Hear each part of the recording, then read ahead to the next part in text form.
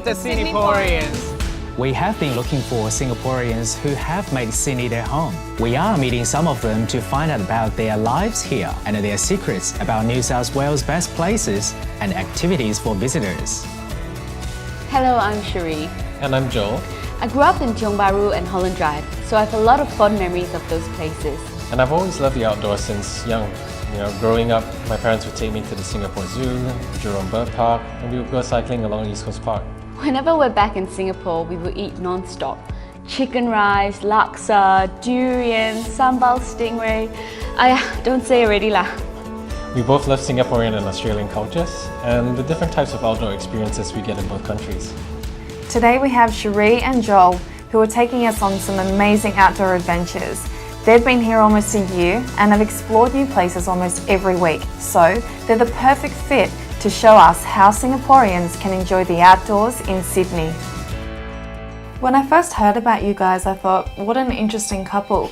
Can you tell me a little bit more about what you do and how you met? So I'm a doctor, I work in New South Wales, and Joel's a tattoo artist. So we met over the summer holidays when I flew back to see my family.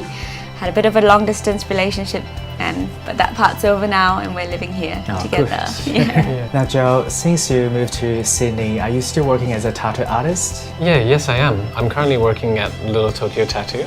It's located along Elizabeth Street on the edge of Surrey Hills.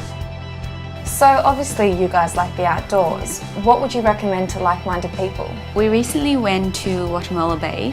It's situated in the Royal National Park. Take a little trail up, it's quite a nice short walk, and then it ends up on this amazing flat plain, and then it overlooks cliffs and the ocean, and it's just really, really beautiful. So another really nice place close by to Watermella was Bald Hill and Stanwell Top. Yeah, I think that's a really good place for a picnic. If you just sort of set up on the grass, you can watch the hang gliders. People just sort of hold on to the bars and leap off the cliffs, and it just Something sounds that I would do. No, I'll send you first. You guys fly, it shouldn't be too hard. And a little bit of the way down, you can see the Sea Cliff Bridge. It's just part of the Grand Pacific Drive, and it's a really, really nice one. When I first moved here, I started working at Bondi. So I used to frequent the cafes over there. I used to walk along, the graffiti walls, along the beach. Just really people watching. There's so much life. And just the ocean itself, there's the Bondi to Coogee walk, sort of like a boardwalk all down the eastern coast. A lot of things on the way aside from the ocean. There's the iceberg pool where people swim, and it's really cool because it's sort of like a pool right next to the ocean. Another really cool place is Watson's Bay. It's called the Gap to South Head Walk. There's a nice walk to do over there that we really enjoyed. And from the June to September months, which coincides with the whales migrating season. If you walk a little bit further along, you come to this really pretty lighthouse. It's called Hornby Lighthouse. Oh, well, one thing really nice from Watson's Bay as well is that regular ferries that take you, right past the Opera House on its way to Circular Quay. And that's really beautiful when the sky turns, nice and pink.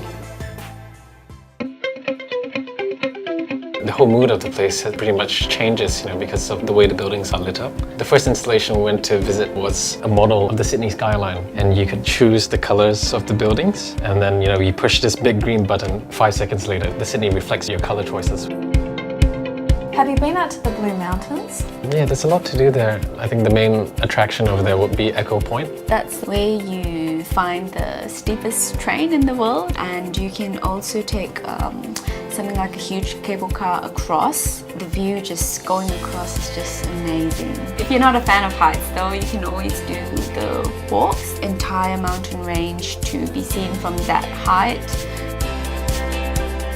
Well, that was a refreshing new take on the outdoors, but I think I'll be sending Eddie to try the paragliding. Bring it on. And thank you for being with us on Meet the Sydneyporeans. Don't forget to check out our other episodes as well. For all the locations mentioned by Cherie and Joel, you can find it in the description or on Qantas.com.